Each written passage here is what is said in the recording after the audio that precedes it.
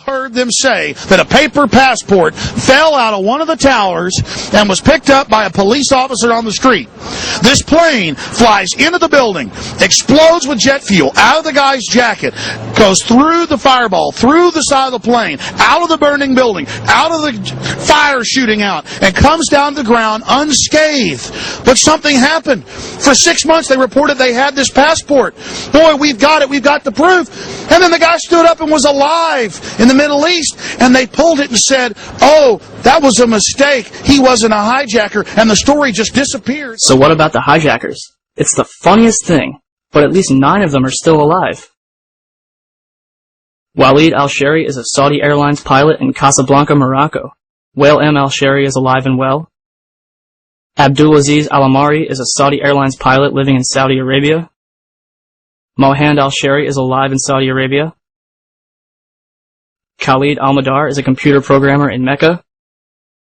Salam Al-Hamzi works at a chemical plant in Yanbo, Saudi Arabia. Saeed Al-Ghamdi is training to be a pilot in Tunis. Ahmed Al-Nami is an administrative supervisor for Saudi Airlines. And last but not least, Mohammed Atta's father claimed to receive a phone call from his son on September 12th.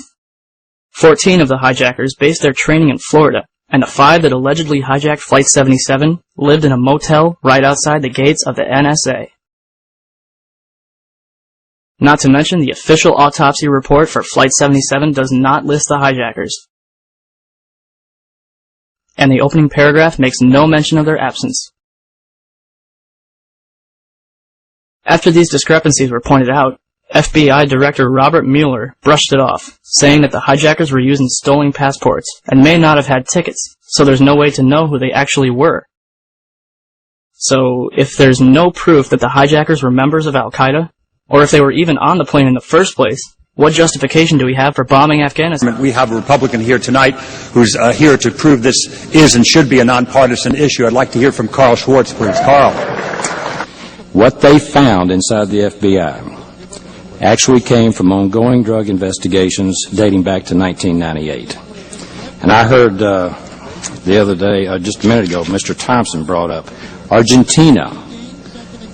The company that had the contract with the Taliban is Brightest Corporation. They are from Argentina. On September 9, 2003, they won a lawsuit in our Fifth Circuit Court of Appeals. They had been tied up in the Texas courts since 1996. They won $500 million in a judgment for interference of contract in Turkmenistan. The only remaining thing was to take the Taliban and Brightest out. And then we control it all. We control the Caspian Basin oil. We have the pipeline to get it to the sea. The oil and gas in the Caspian Basin, in current dollars, is worth somewhere between $11 and $12 trillion. If you look at who was on the 9/11 Commission, on the Democrat side, who was directly benefiting, Mr. Benveniste law firm was the law firm that kept Brightest tied up. They're also the law firm that lost the lawsuit when it went to the Supreme Court and Fifth Circuit. They kept them tied up at least from 1998. They're involved in Pakistan, Turkmenistan, Kazakhstan, and Uzbekistan in about 20 different ways. You got the guy Thompson, the Republican governor, former governor of Illinois. He is sitting on the board of FMC. They have an oil and gas subsidiary. They make equipment. They're selling a lot of it overseas in the Caspian. Jamie Gorelick, I thought she was going to be a go-getter. I mean, I was rooting for her because she acted like she knew what she was doing. She sits on the board of Schlumberger, which is a competitor to Halliburton.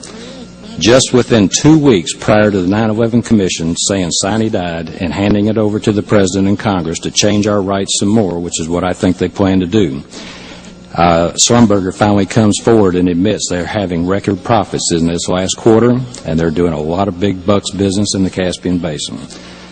If you look at the reality that Brightest had a contract with the Taliban, we had landlocked oil and gas deals. We had to get it to the ocean. We had people actually doing business in Pakistan.